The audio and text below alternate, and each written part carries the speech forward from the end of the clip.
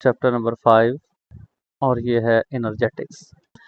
Energetics जो है ये ऐसा टॉपिक है जिसके अंदर हम एनर्जी रिलेशनशिप्स को डिस्कस करते हैं। एनर्जी रिलेशनशिप मींस कि जब भी कोई रिएक्शन होता है, फर्ज करें N2 प्लस 3H2, अगर फर्ज करें ये दो गैसेस को आपस में मिलाया जाता है किसी भी रिएक्शन में अमोनिया बनाने के लिए, 2NH3 बनाने के लिए, तो इस रिएक्शन को करवाने के लिए कितनी एनर्जी रिक्वायर्ड होगी या कितनी एनर्जी रिलीज होगी। ऐसा रिएक्शन नहीं होता जिसमें ना एनर्जी खर्च हो ना एनर्जी पैदा हो। हमेशा हर रिएक्शन करवाने के लिए या आपको एनर्जी देनी पड़ती है या उसमें से एनर्जी निकलती है।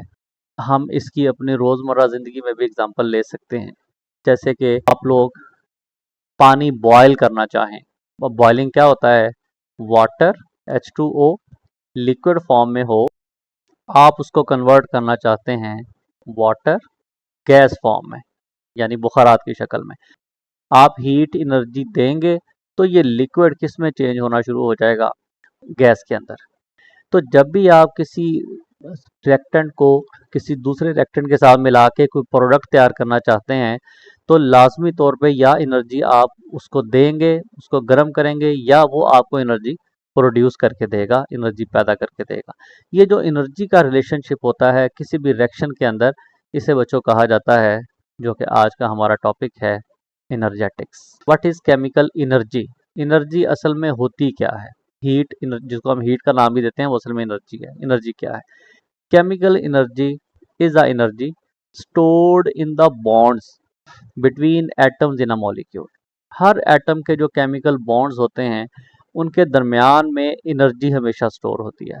इट इज रिलीज्ड और एब्जॉर्ब्ड ड्यूरिंग केमिकल रिएक्शन। हर रिएक्शन के नतीजे में या तो ये एनर्जी, केमिकल एनर्जी प्रोड्यूस होगी या ये केमिकल एनर्जी एब्जॉर्ब होगी। अच्छा, केमिकल एनर्जी के बाद अगला क्वेश्चन देखते हैं, व्हाट इज हीट एनर्जी? तो heat energy is the energy transferred due to temperature difference. जाहिर है हीट जब भी या खारिज होगी या एब्जॉर्ब होगी, दोनों सूरतों में टेम्परेचर में फ़र्क आएगा। It is released when bonds are formed and absorbed when bonds are broken. तो ये बात हमेशा याद रखनी है, ये दो लाइनें इनको याद रखें। हमेशा एनर्जी रिलीज्ड कब होगी? When bonds are form. जब भी नए बॉन्ड बनते हैं तो एनर्जी हमेशा रिलीज होती है, और जब भी बॉन्ड टूटते हैं तो एनर्जी एब्जॉर्ब होगी। तो breaking of bond energy consume करता है और फॉर्मेशन ऑफ बॉन्ड एनर्जी हमेशा रिलीज करता है। ठीक है, इन दो चीज़ों को याद रखेंगे। उसके बाद नेक्स्ट पॉइंट पे आ जाएं। थर्ड क्वेश्चन है, what happens to energy when a bond is broken? तो जब भी कोई बॉन्ड ब्रेक होगा तो एनर्जी क्या होगी? Absorbed from the surrounding. जब भी कोई बॉन्ड टूटता है तो एनर्जी जो है वो एब्जॉर्ब करता है सराउंडिंग से, वो अपने इर्द गिर्द से एनर्जी को ले लेता है। उसके बाद है question number 4, what happens to energy when bond is formed? यही क्वेश्चन है जिसको दो अलग अलग क्वेश्चन में वो पूछ रहे हैं। क्वेश्चन नंबर 2 के ही ये दो पार्ट्स हैं, समझ लें, अलग अलग से दो क्वेश्चन बने हुए ये वाले। तो what happens to energy when bond is formed? Energy is released to the surrounding. जब भी कोई बॉन्ड फॉर्मेशन होगी, बनेगा, तो एनर्जी हमेशा सराउंडिंग में रिलीज हो जाएगी। ठीक है जी, अगले क्वेश्चन की तरफ आएंगे। Types of reactions. तो basically there are two types of reaction, exothermic reaction, endothermic reaction. अगर आपको इनके मीनिंग्स की समझ आ जाए तो आपको याद करने में बहुत आसानी होगी। एक्सो और एंडो, पहले इनको देख लें। एक्सो का मतलब होता है आउटसाइड, ये वर्ड निकला है एग्जिट से। एग्जिट हमेशा किसे कहते हैं? बाहर निकलने का रास्ता। और एंडो का मतलब होता है इनसाइड, और थर्म का मतलब है हीट, यहाँ पे भी हीट। इसका मतलब है हीट अगर बाहर आउटसाइड जाए तो रिएक्शन क्या कहलाएगा, एक्सोथर्मिक, यानी हीट अगर खारिज हो, और हीट अगर इनसाइड आए यानी अगर दाखिल हो, या दूसरे वर्ड में हम कह सकते हैं एब्जॉर्ब। तो जब भी हीट एब्जॉर्ब होगी तो रिएक्शन क्या कहलाएगा, एंडोथर्मिक। अच्छा, कैसे पता चलेगा कि हीट खारिज हो रही है या हीट एब्जॉर्ब हो रही है? वेरी सिंपल, हमेशा जब हीट खारिज होगी तो रिएक्शन जिस बर्तन में हो रहा होगा, फर्ज करें ये आपने वेसल ले ली या बीकर ले लिया, इसके अंदर रिएक्शन है, हो रहा है। अगर ये बीकर बाहर से हॉट होना शुरू हो जाए, गर्म हो जाए, तो इसका मतलब है इसने हीट खारिज की है, एक्सोथर्मिक रिएक्शन था। और अगर ये कूल हो जाए तो इसका मतलब है इसने हीट एब्जॉर्ब की है, एंडोथर्मिक। तो बहुत आसानी से पता चलाया जा सकता है कि कोई भी रिएक्शन एक्सोथर्मिक है या एंडोथर्मिक है।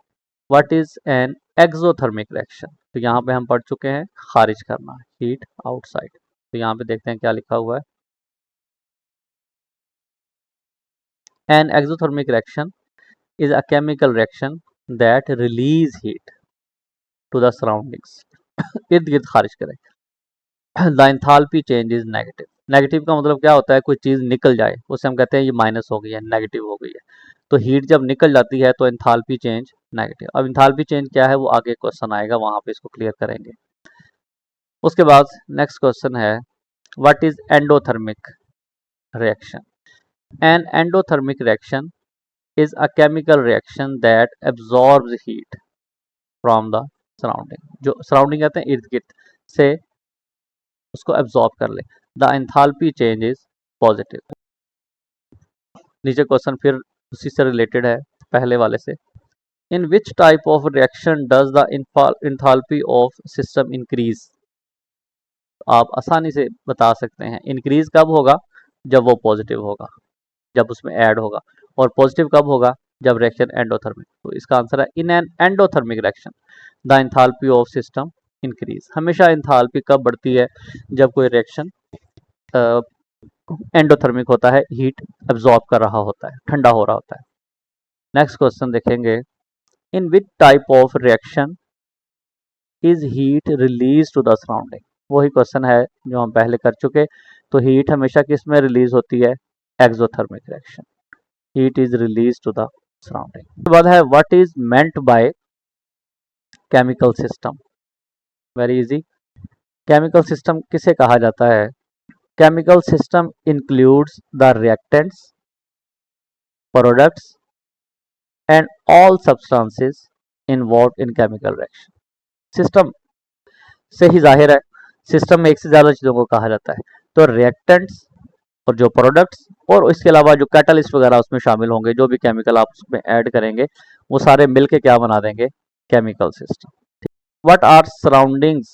सराउंडिंग हर वो चीज जो बाहर मौजूद है। Surroundings include everything outside the system that can exchange energy with it, such as container, air, environment. For example आप रिएक्शन करवा रहे हैं इस फ्लास्क के अंदर,